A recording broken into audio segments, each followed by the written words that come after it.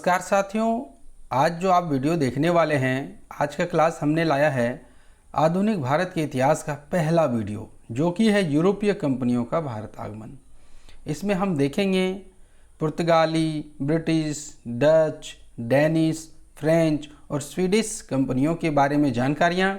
हम देखेंगे कि शुरुआत किसने की थी भारत में आने की, तो वो पुर्तगाली थे जो 1498 ईस्वी में आए थे। फिर हम बात करेंगे अंग्रेजों की जो 1600 ईस्वी में आए थे। फिर डच 1602 ईस्वी में आए थे, डेनिश 1616 ईस्वी में, फ्रांसीसी 1664 ईस्वी में और स्वीडिश 1731 ईस्वी में।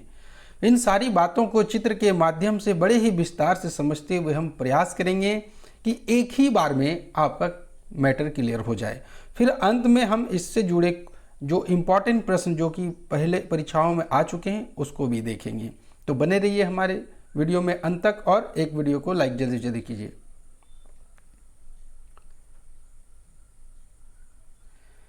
अगर आपने पिछले वीडियोस को नहीं देखा है, जो कि है उदारवादी चरण, उग्रवादी चरण और गांधीवादी चरण, तो आप हमारे प्लेलिस्ट में जाएं, वहां पर आपको मिलेगा बिहार 7वें चरण की बहाली। वो वाले प्लेलिस्ट में आपको सारी वीडियो मिल जाएगी। अगर फिर भी दिक्कत है तो मैं आपको इसमें जो वीडियो का डिस्क्रिप्शन होगा उसमें डाल दूंगा सारा डिटेल, वहाँ से आप लिंक के द्वारा देख लेंगे। तो चलिए शुरुआत करते हैं। भारत में यूरोपियों का आगमन।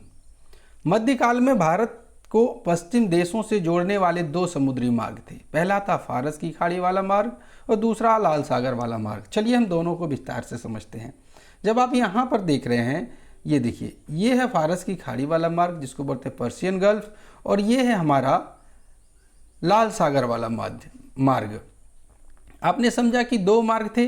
तो अब ये दोनों मार्ग को मैं विश्व के मैप में भी दिखाऊंगा ताकि आप आसानी से समझ सके, ठीक है। तो आप इतना जान लीजिए कि मध्य काल में भारत को पश्चिम देशों से जोड़ने वाले दो मार्ग थे। एक गल्फ ऑफ पर्शिया वाला, दूसरा था रेड सी वाला, ठीक है। चलिए आगे बढ़ते हैं। ज्यादातर व्यापार फारस की खाड़ी वाले मार्ग से होता था। कौन सा फारस की खाड़ी वाला है? तो ये वाला फारस की खाड़ी वाला। ज्यादातर व्यापार यहीं से होते थे, इसे ही प्राथमिकता दी जाती थी। तो भाई इसे क्यों प्राथमिकता दी जाती थी वो भी हम जानेंगे। तो जो हमारा रेड सी वाला मार्ग था, ये वाला मार्ग, लाल सागर वाला मार्ग, इसमें दो कठिनाई थी। पहला तो ये कठिनाई थी कि इस मार्ग में अत्यधिक कोहरा पड़ता था, यानी कुहासा जो है वो अत्यधिक पड़ता था। जरा इस जहाज को आप ध्यान से देखिए, ये वाले जहाज को आप ध्यान से देखिए, आपको जहाज नाम मात्र का दिख रहा होगा, और इतना कोहरा था तो चलना बड़ा मुश्किल हो जाता था। जरा इधर फिर वापस आते हैं। दूसरा कारण था मार्ग में चट्टानों का पड़ना। जरा लाल सागर के मार्ग को देखिए। लाल सागर के मार्ग को जब आप देखेंगे तो बड़े बड़े चट्टाने पाएंगे। और ये कौन सा चट्टान है? तो ये है मूंगा चट्टान। कौन सा चट्टान? मूंगा चट्टान। आपने दोनों बातों को समझा। एक तो कोहरा था, दूसरा था कि उसमें चट्टाने थी। तो ऐसे में जो व्यापारी होंगे तो उनके लिए एक ही रास्ता बचा, पर्शियन गल्फ वाला, यानी फारस की खाड़ी वाला। अब यहाँ पर एक और समस्या आ जाती है। एशिया में यूरोप को जाने वाली वस्तुएं। अब सबसे पहली बात है कि अभी तक तो भारत में यूरोपीय आए नहीं हैं, तो यूरोप में माल लेकर के कौन जाता था? तो यूरोप में माल लेकर के जाते थे अरब के देश के लोग। अरब के जो देश के लोग थे वो यहाँ से माल लेकर के कहाँ जाते थे? यूरोप जाते थे। और जब वो यूरोप जाते थे तो रास्ते में उसे कई राज्य मिलते थे, कई देश मिलते थे, कई मार्ग मिलते थे, और ऐसे में हर एक जगह पर उसे टैक्स देना पड़ता था, जिसे यहाँ पर चुंगी कहा गया है। और चुंगी कर यानी टैक्स देना पड़ता था, और फिर रास्ते का भी कर देना पड़ता था। अब मान लीजिए कि कोई आप बिजनेस करना चाहते हैं और आप जा रहे हैं गल्फ ऑफ पर्शियन की रास्ते से, तो आपको जितने मिलेंगे, जैसे मान लीजिए एक उदाहरण से मैं समझाता हूँ, ये अभी का मैप है। ओमान को आपने टैक्स दिया, फिर आपने यूनाइटेड एमिरेट्स को दिया, फिर बहरीन को दिया, फिर कतर को दिया, फिर सऊदी अरबिया को दिया, फिर कुवैत को दिया, फिर इराक को दिया, फिर जॉर्डन को दिया। इस तरह रास्ते में चलते गए। तो अब आप समझिए कि आपके मार्ग में जाने से, इस मार्ग में, कि आपके जो माल है उसका कितना गुना प्राइस बढ़ जाएगा। और जब प्राइस बढ़ जाएगा तो आप मार्केट में कंपटीशन कैसे कर पाएंगे? तो आपने समझा यहाँ पर क्या समस्या आ रही थी कि यहाँ पर जितने जगह जाने पड़ते तो वहाँ टैक्स देना पड़ता था। यही मेन बात है। दूसरा मार्ग लाल सागर से क्यों नहीं जा सकते थे? तो वहाँ पर अत्यधिक कोहरा पड़ता था। दूसरा कि उसमें जो चट्टानें बहुत ज़्यादा थी। कौन सी चट्टानें? तो मूंगा चट्टान, याद रखिएगा। अब हम बात करेंगे कि उससे आगे क्या हुआ। तो जो यहाँ से माल लेकर के जाते थे, कौन लेकर जाते थे? अरब के लोग। याद रखिएगा, ये पूछा जा सकता है, कौन जाते थे? अरब के लोग पहले। लेकिन जब वो माल लेके यूरोप पहुंचे तो वहाँ पर पहले से ही इटली के व्यापारियों का एकाधिकार था, मोनोपोली चलती थी उसकी। मतलब आप सोचिए कि भारत से लेकर के जाएंगे, कितना महंगा हो गया, इटली के व्यापारी सस्ता माल दे रहे हैं, तो आपका माल क्यों ले? तो ऐसे में यूरोप के अन्य राज्य के भी व्यापारी, देखिए यूरोप में कई सारे देश हैं छोटे छोटे, उसमें इटली का मोनोपोली था, तो दूसरे व्यापारियों को क्या होगा? नहीं कर पाएंगे व्यापार, उसको व्यापार करने में दिक्कत होगी, तो वो वहाँ से भागेंगे और कुछ ना कुछ अपना उपाय लगाना शुरू करेंगे। तो इसी बीच में 1453 ईस्वी में तुर्कों ने कुस्तुनतुनिया पर विजय प्राप्त कर ली। फिर से समझिएगा, तुर्कों ने कुस्तुनतुनिया पर 1453 में विजय प्राप्त कर ली, और जब विजय प्राप्त कर ली तो ओटोमन साम्राज्य की स्थापना हुई। और ओटोमन साम्राज्य की स्थापना हुई तो वो उस रास्ते में पड़ता था फारस की खाड़ी। देखिए ये आप देख रहे हैं, तुर्की जो थे, यहाँ पर अभी क्या नाम हो गया? तुर्की हो गया, है ना।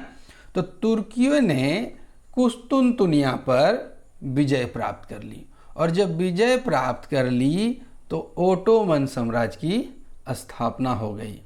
तो ओटोमन साम्राज्य की स्थापना हो गई।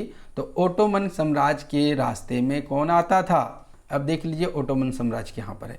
तो ओटोमन साम्राज्य आपका इस जगह पर पड़ेगा, इस जगह पर मैं आपको दिखाता हूँ, इस आसपास में ओटोमन साम्राज्य आपको पड़ेगा। चूँकि ये मैप इतना छोटा है कि मैं आपको जूम करके दिखा नहीं सकता, फटने लगेगा। अब यहाँ पर देख लीजिए कि मान लीजिए कि यहाँ पर ओटोमन साम्राज्य की स्थापना हो गई, तो ये नहीं, यहाँ तो ये वाला जो मार्क हो गया ये किसके कब्जे में आ जाएगा? तो ये मार्क जो हो गया वो तुर्की के कब्जे में आ गया, और तुर्की के कब्जे में आ गया। और अब क्या करेगा ये लोग कि अरब के जो व्यापारी थे उसको जाने से रोक दिया कि भाई हम आपको यहाँ से जाने नहीं देंगे, ये मेरा रास्ता है। और यूरोप के साथ जो व्यापार हो रहा था उसको दिक्कत होने लगा। फिर से आप समझिए, 1453 में तुर्कों ने कुस्तुनतुनिया पर विजय प्राप्त कर ली, जिससे ओटोमन साम्राज्य की स्थापना हो गई, और फारस की खाड़ी वाले मार्ग, गल्फ ऑफ पर्सिया वाले मार्ग पर नियंत्रण स्थापित हो गया। फिर तुर्कों ने इस मार्ग से होने वाले यूरोपीय व्यापार में दिक्कतें पैदा करनी शुरू कर दी कि भाई इधर से हम व्यापार करने नहीं देंगे। भौगोलिक खोजों एवं व्यापारिक मार्गों के आविष्कार में पुर्तगाली अग्रणी थे, यानी पुर्तगाली जो थे वो खोज करने में माहिर थे और व्यापार के लिए नए नए रास्ते की तलाश करते रहते थे। और वहाँ का जो प्रिंस था, यानी जो शासक था, राजा था, वो प्रिंस हेनरी द नेविगेटर उसका नाम था। इसने बहुत महत्वपूर्ण योगदान दिया नए रास्तों की खोज में और व्यापार में। ठीक है, ये आपने समझा। हाँ, मैं एक बात और बताता हूँ। अभी मैं जो बात कर रहा था दो रास्तों की, तो ये वाला है आपका गल्फ ऑफ पर्सिया वाला मार्ग, और ये है लाल सागर वाला मार्ग। तो आप देखिए, पहले यहाँ से व्यापार होता था सीधे रास्ते से, जो कि तुर्की ने कब्जा कर लिया जब ओटोमन साम्राज्य की स्थापना हुई। ये वाले रास्ते से जा नहीं सकते हैं। क्यों भाई? क्योंकि यहाँ बड़े बड़े पत्थर है और कोहरा भी बहुत ज़्यादा होता है। तो पुर्तगाल कहाँ है? यहाँ। अब ये वाला रास्ता अपनाया जाएगा, पुर्तगाल नए रास्ते की खोज करेंगे। तो मैं और भी डिटेल में आगे बताऊंगा, आगे चलते हैं। अभी ये आपने समझ लिया। इस मैप को देखिए, थोड़ा सा ये ज़्यादा दिखा रहा है। तो पुर्तगाली यहाँ से अब आना शुरू करेंगे इस प्रकार, और यहाँ पर है केप ऑफ गुड होप। क्या है? Cape of Good Hope. तो आपने समझ लिया कि केप ऑफ गुड होप कहाँ है। अब देखिए, केप ऑफ गुड होप, अब इसको ऐसे भी याद रखेंगे, जब खोज किया था ना, मैं आगे बताऊं तो ज़्यादा बेहतर रहेगा। तो देखिए, केप, केप मतलब क्या होता है? एक जगह है ना, किनारा। आप कैप बोल सकते हैं इसको याद रखने के लिए। टोपी, और किस चीज़ की टोपी? अच्छी उम्मीद की टोपी। जब यहाँ पर खोज हुआ था, ये वास्को डी गामा ने नहीं किया था, मैं बताऊंगा किसने किया था। ठीक है, तो जब यहाँ पर खोज किया था तो एक उम्मीद हो गया ना भाई कि चलो एक अच्छे रास्ते पर हम जा रहे हैं। तो चलिए लेट नहीं करते हैं, आगे बढ़ते हैं। आगे है ओटोमन साम्राज्य के बारे में हमने बताया था। तो ओटोमन साम्राज्य में देखिए, आपको यहाँ पर दो रास्ते भी दिखाई दे रहे होंगे। ये देखिए, दो रास्ते वहाँ पर भी मैंने दिखाए थे ना। चलिए अब आगे देखिए आप। 1486 में एक पुर्तगाली नाविक बार्थलोम्यू डेज ने, यही मैंने कहा था कि मैं आगे केप ऑफ गुड होप कहाँ पर है? यहाँ पर है। किसने खोजी थी? तो एक पुर्तगाली था जिसका नाम था बार्थलोम्यू डेज, यहाँ तक आए थे। ठीक है, उसके बाद ही वास्को डी गामा आए थे। ठीक है, फिर से समझिए आप। 1486 में एक पुर्तगाली नाविक बार्थलोम्यू डेज ने अफ्रीका स्थित उत्तमासा द्वीप, जिसे he kept of Good hope कहा जाता है, जिसकी खोज की थी।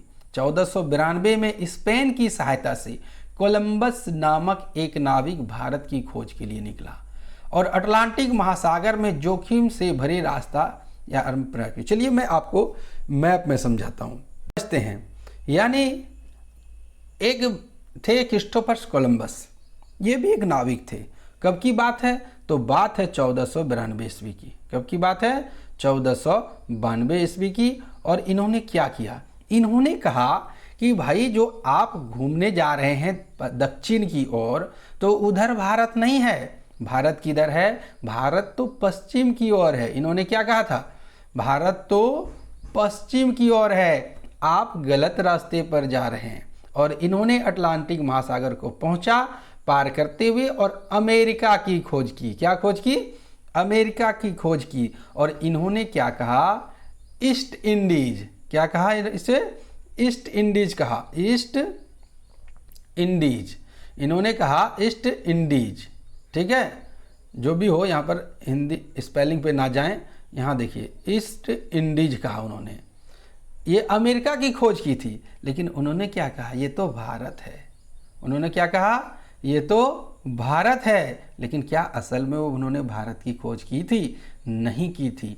कई वर्षों तक लोग ये मानते रहे कि यही भारत है, लेकिन वास्तव में मामला कुछ और ही था। तो घटना ये घटी कि 1492 ईस्वी में स्पेन की सहायता से कोलंबस नामक एक नाविक ने भारत की खोज के लिए अटलांटिक महासागर में जोखिम भरे यात्रा प्रारंभ की। अंततः इसने अमेरिका की खोज की और उसे ही कह दिया कि ये ईस्ट इंडीज है, लेकिन वास्तव में ऐसा नहीं था। 1498 ईस्वी में एक पुर्तगाली वास्को डी गामा उत्तमासा अंतरीप के रास्ते से होकर भारत पहुंचा, जो एक सीधा मार्ग था। वास्को डी गामा क्या किया? जो उत्तमासा द्वीप था, केप ऑफ गुड होप, उसी के रास्ते आगे बढ़ा और उन्होंने एक सीधे रास्ते के द्वारा भारत की खोज की। अब फिर से आप देखें यहाँ पर, जब आप यहाँ देखेंगे तो पहले ये दो रास्ते थे, अब ये बंद हो गया। तो इन्होंने ऐसे करके चलना शुरू किया, केप ऑफ गुड होप मिला और इसी रास्ते से वो भारत को आ गए। बार्थलोम्यू डेज ने यहाँ तक ही खोजा था, उसके आगे नहीं खोजा था।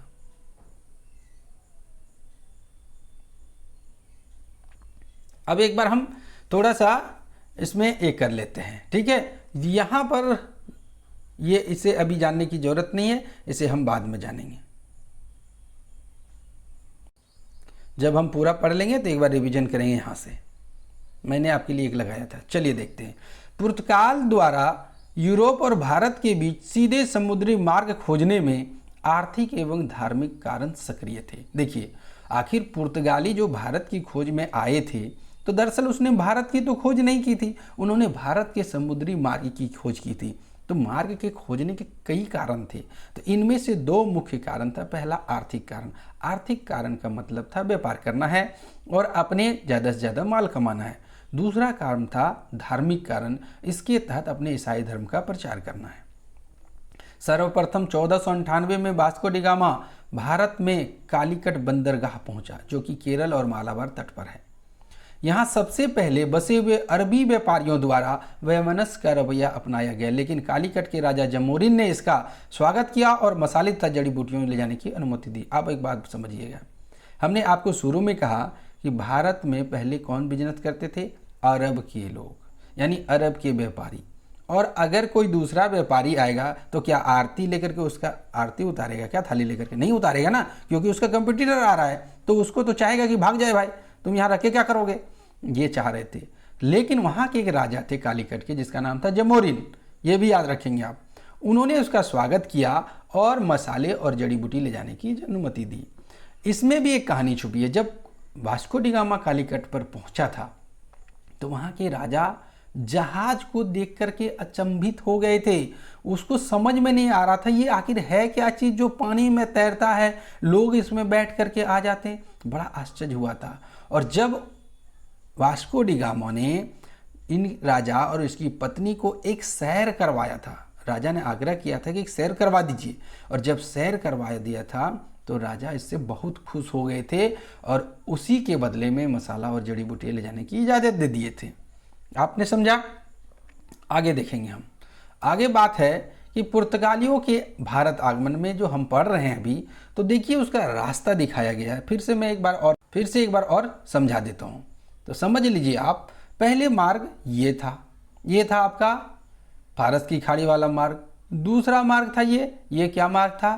तो ये था लाल सागर वाला मार्ग, और ये है भूमध्य सागर यहाँ पर, और पुर्तगाली यहाँ पर है। और यहाँ से ये जब चले थे बार्थलोम्यूडेज, तो यहाँ पर ही पहुँच पाए थे। फिर वास्को डी गामा ने यहाँ की यात्रा और ये कालीकट पर जाकर के पहुँचा। तो ये थे भारत के समुद्री मार्ग की खोज करने वाले पहले पुर्तगाली, जिसका नाम है वास्को डी गामा। 1500 ईस्वी में अल्वारेज क्रेबल के नेतृत्व में पुर्तगालियों का दूसरा अभियान दल भारत आया। तो जो पहली बार आया था पुर्तगाली वास्को डी गामा, तो वो वापस चले गए थे, क्या लेकर के? मसाले और जड़ी बूटियां लेकर के। तब फिर दोबारा 1500 ईस्वी में 1498 में आए थे। कितने साल के बाद? 2 साल के बाद अल्वारेज क्रेबल के नेतृत्व में पुर्तगालियों का दूसरा अभियान दल भारत आया, और ये भी मसाले आदि लेकर के चले गए।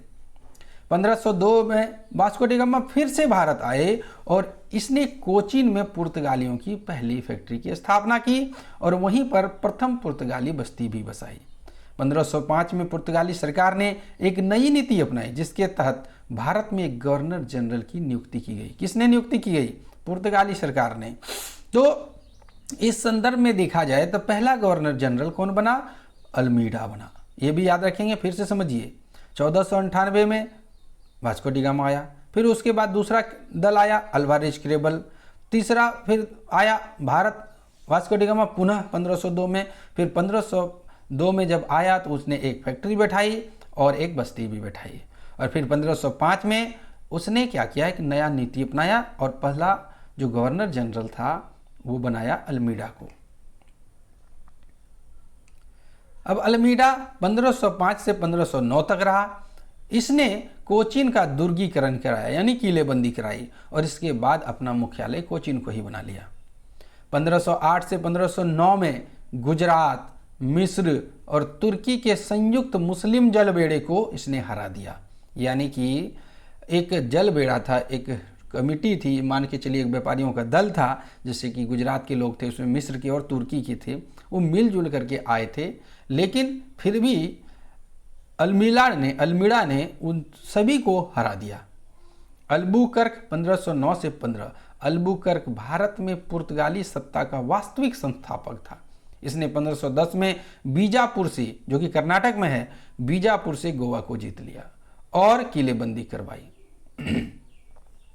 आज ना गोवा अलग है, राज्य अलग हुए, उसमें तो राज्य अलग नहीं थे। किलेबंदी करवाई। किसकी किलेबंदी करवाई? गोवा की किलेबंदी करवाई।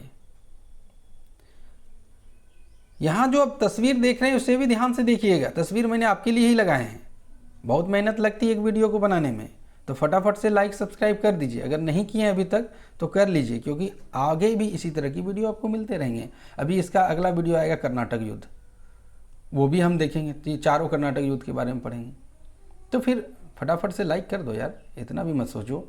वास्को डी गामा 1524 से 1529 तक रहा। वास्को डी गामा भी गवर्नर जनरल बना था, ठीक है।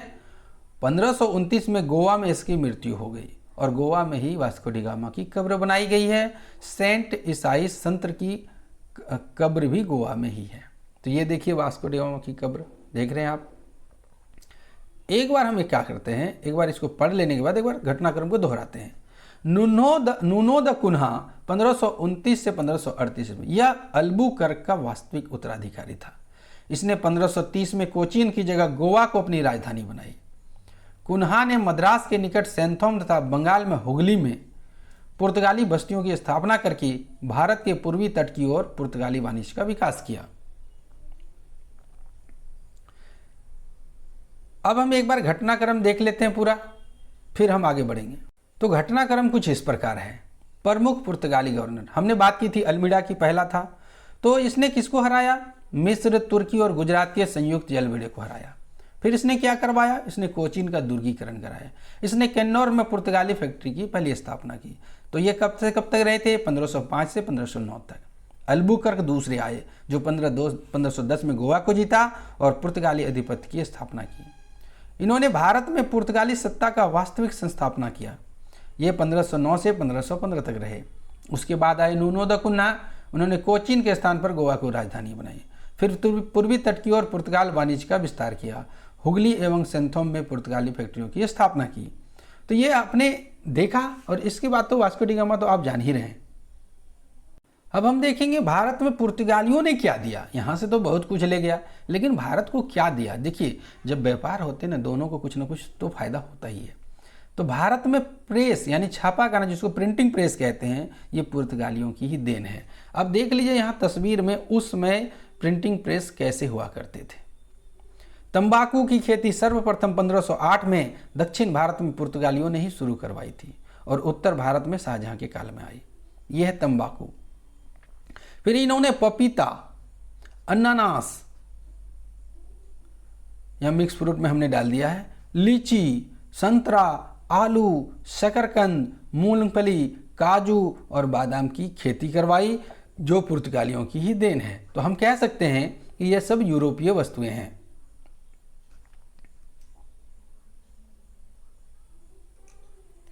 अब आप देख लीजिए कि फिर से एक बार हमने यहाँ पर डाला। आप दोबारा यहाँ पर नहीं करूँगा, लंबी हो जाएगी वीडियो। आप इसे रोकें और ध्यान से देख लें, ठीक है? मैंने आपको पहले ही समझा दिया ये।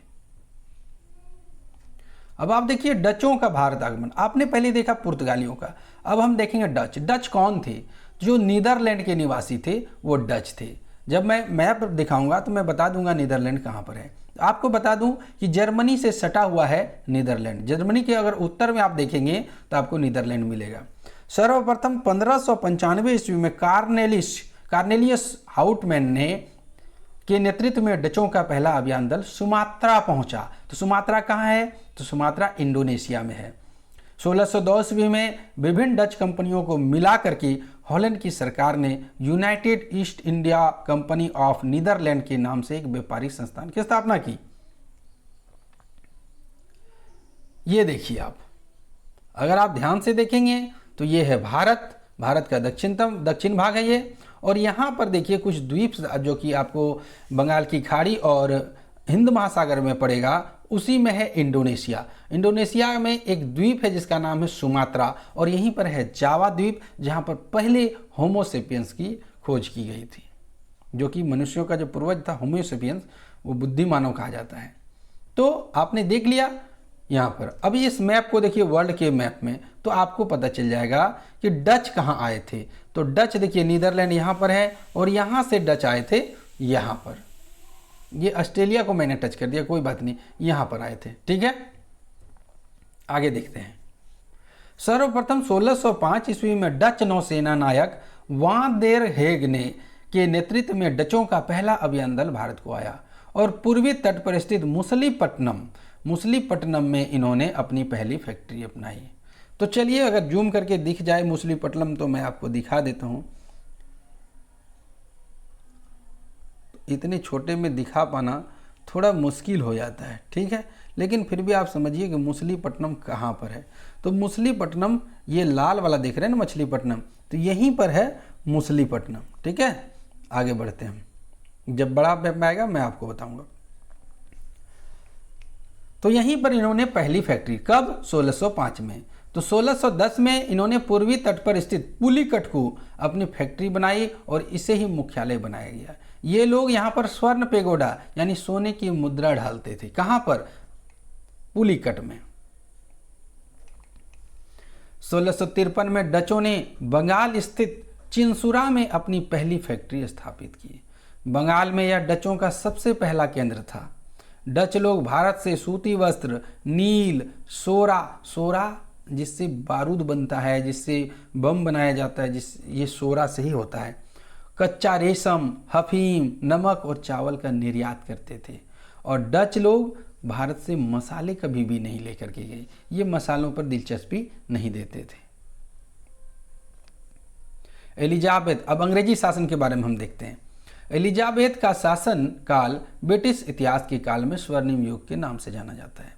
यह कई दृष्टियों में महत्वपूर्ण रहा। इस काल में व्यापारिक उन्नति के लिए भी अनेक प्रयास किए गए। महारानी एलिजाबेथ प्रथम के समय 31 दिसंबर 1600 ईस्वी को एक विशाल व्यापारिक संघ की स्थापना हुई, जिसका नाम रखा गया the governor and company of merchant of London trading into the east Indies.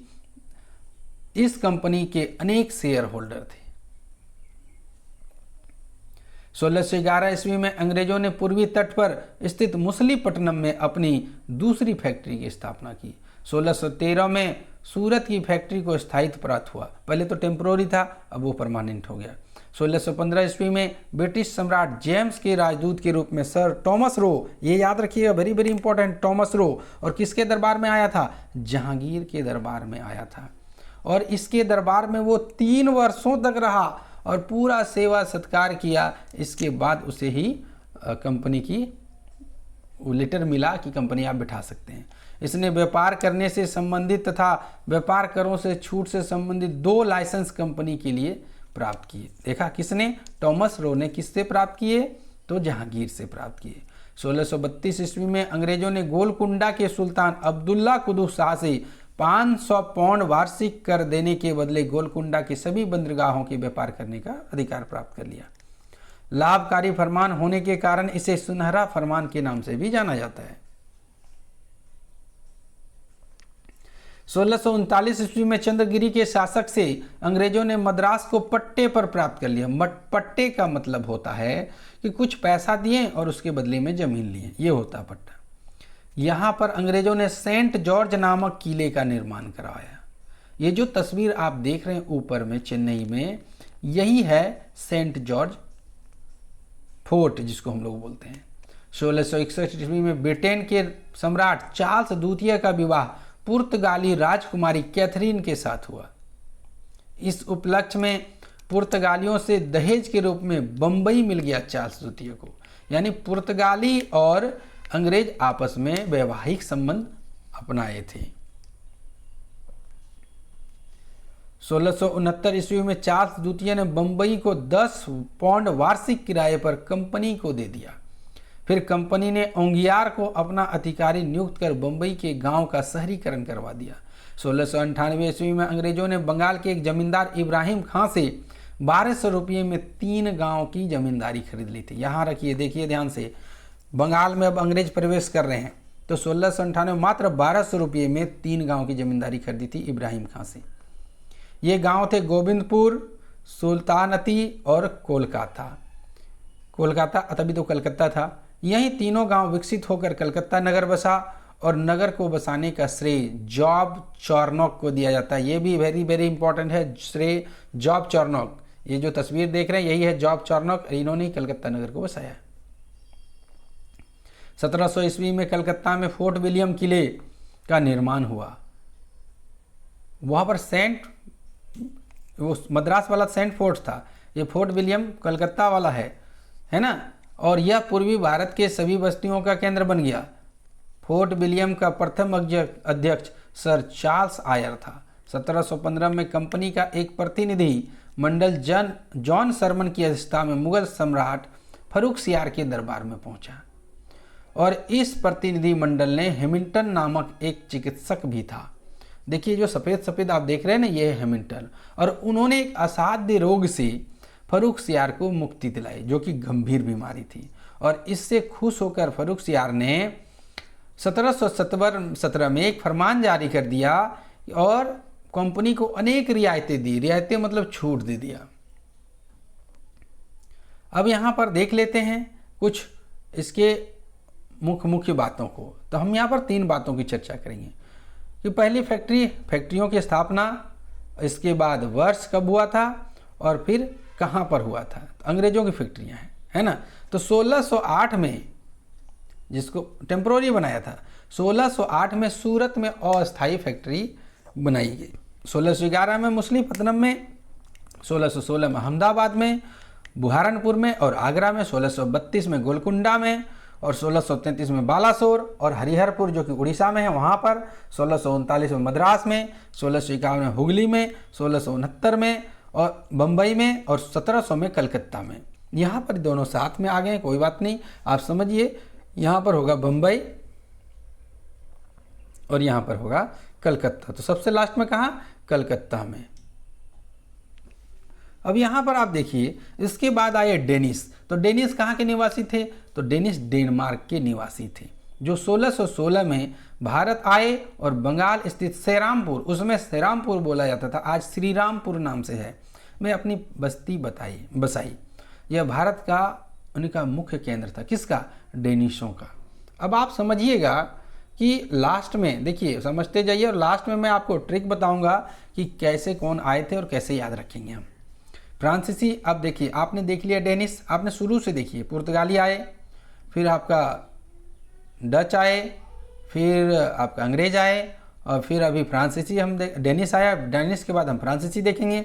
फ्रांसीसी ईस्ट इंडिया कंपनी की स्थापना लुई 14वां के शासनकाल में इसके मंत्री कोलबर्ट के प्रयासों से 1664 में हुई थी।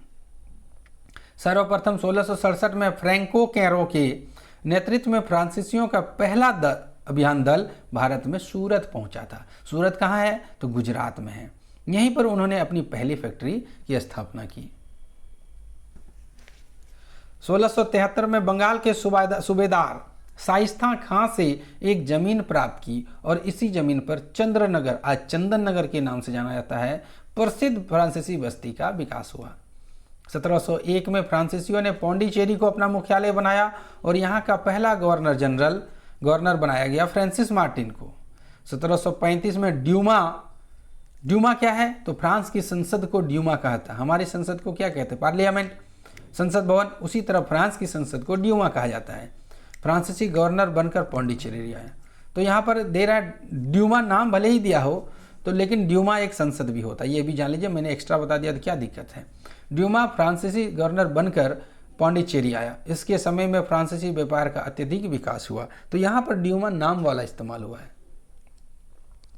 अब हम बात करेंगे वो सवालों की, जो कि हमने कहा था आपको कि सवाल हम आपको पूछेंगे और अंत में आपको ट्रिक बताएंगे।